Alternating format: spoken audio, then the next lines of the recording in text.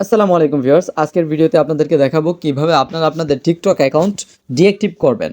So TikTok account deactive করার জন্য আপনারা প্রথমে চলে যাবেন টিকটক অ্যাপ্লিকেশনে। টিকটক অ্যাপ্লিকেশনে আসার পর আপনার হোমের মধ্যে থাকবেন। হোমে থাকার পর আপনারা এখানে সিম্পলি প্রোফাইল অপশনের মধ্যে একটা ক্লিক করবেন।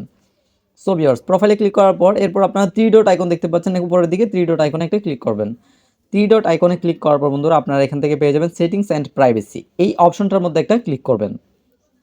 এই অপশনে ক্লিক করার পর বন্ধুরা আপনারা এখান থেকে দেখতে পাবেন অ্যাকাউন্ট, এই অ্যাকাউন্ট অপশনের মধ্যে একটা ক্লিক করবেন। অ্যাকাউন্ট অপশনে ক্লিক করার পর বন্ধুরা আপনারা নিচের দিকে, একেবারে নিচের দিকে দেখতে পাবেন ডিঅ্যাক্টিভ অর ডিলেট অ্যাকাউন্ট, এই অপশনটার মধ্যে একটা ক্লিক করবেন। এই অপশনে ক্লিক করার পর বন্ধুরা আপনাদের সামনে এরকম একটা ইন্টারফেস শো করবে। এখান থেকে আপনি দুইটা কাজ করতে পারবেন, ডিলেট অ্যাকাউন্ট পার্মানেন্টলি অথবা ডিঅ্যাক্টিভ অ্যাকাউন্ট। সো আজকের ভিডিওতে যেহেতু দেখাচ্ছে ডিঅ্যাক্টিভ অ্যাকাউন্ট কীভাবে করবেন, সো এখানে ডিঅ্যাক্টিভ অ্যাকাউন্ট অপশনের মধ্যে একটা ক্লিক করে দিবেন।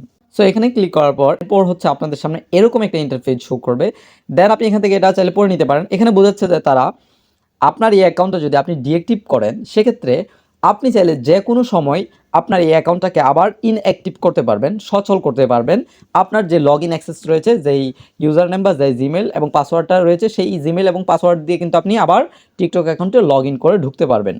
সো আমি এখানে ডিঅ্যাক্টিভ অ্যাকাউন্টের মধ্যে যদি ক্লিক করি, তাহলে আমার অ্যাকাউন্টটা কিন্তু ডিঅ্যাক্টিভ হয়ে যাবে। সো বন্ধুরা, আজকের ভিডিওটি ছিল মূলত এতটুকু। ভিডিওটি যদি আপনাদের কাছে ভালো লাগে, অবশ্যই লাইক কমেন্ট করবেন এবং আপনাদের বন্ধুদের সাথে শেয়ার করে দিতে পারেন ভিডিওটি। আজকের মতো আমি এখানে বিদায় নিচ্ছি। দেখা হচ্ছে আরও এরকম ডেডিকেটেড ভিডিও নিয়ে। এতক্ষণ ভালো থাকবেন, সুস্থ থাকবেন। আসসালামু আলাইকুম।